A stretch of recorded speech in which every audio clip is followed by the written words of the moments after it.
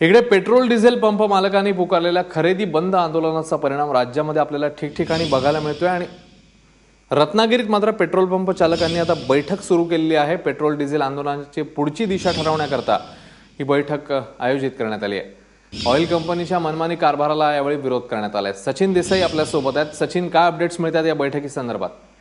Ashwin, diesel आणि petrol pump मालकांची हा जो संप होता, हे जे आंदोलन होतं, हे संपूर्ण देशभर आंदोलन होत आहे आणि या संदर्भातली जी महत्त्वपूर्ण बैठक आहे, राज्याचे अध्यक्ष आहेत उदय लोध यांच्या उपस्थितीमध्ये राज्यातले सगळे डीलर्स या ठिकाणी आलेले आहेत आणि मुंबईमध्ये ही महत्त्वपूर्ण अशी बैठक होते आणि या बैठकीमध्ये गेले काही तास सलग चर्चा सरकारबरोबर सुरू आहे आणि अनेक मुद्द्यांवरती सरकार आणि हे जे डीलर्स यांच्यामध्ये एकमत झालंय। 1 ते 2 मुद्द्यांवरती अजूनही सरकारबरोबर या सगळ्या डीलर्स मंडळींची चर्चा सुरू आहे।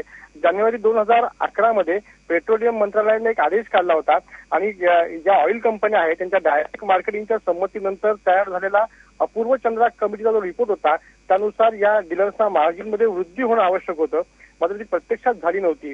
ही सगळ्यात महत्त्वाची मागणी होती आणि याच्यावरती आता एकमत होत आहे आणि पुढच्या काही वेळातच या संपूर्ण गेले काही तास सुरू असलेल्या मीटिंग नंतर या आंदोलनाबाबत निर्णय घेतला जाईल। एक सकारात्मक निर्णय होतोय अशी माहिती या सगळ्यांना पुढे येते।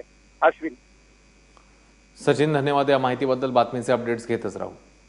दरम्यान पेट्रोल डिझेल पंप मालकांनी पुकारलेल्या खरेदी बंद आंदोलनाचा परिणाम राज्यामध्ये ठिकठिकाणी बघायला मिळतोय। रत्नागिरीमध्ये पेट्रोल आणि डिझेलचे साठे संपलेले आहेत, त्यामुळे पेट्रोल आणि डिझेलची विक्री ही पूर्णपणे बंद झाली आहे। उद्यापासून पेट्रोल पंप चालक खरेदी पुन्हा सुरू करणार आहेत, मात्र पेट्रोल डिझेलचे टँकर शहरात पोहोचायला आणखी काही तासांचा वेळ लागेल, त्यामुळे उद्या संध्याकाळपर्यंत शहरामध्ये पेट्रोल उपलब्ध होण्याची शक्यता आहे।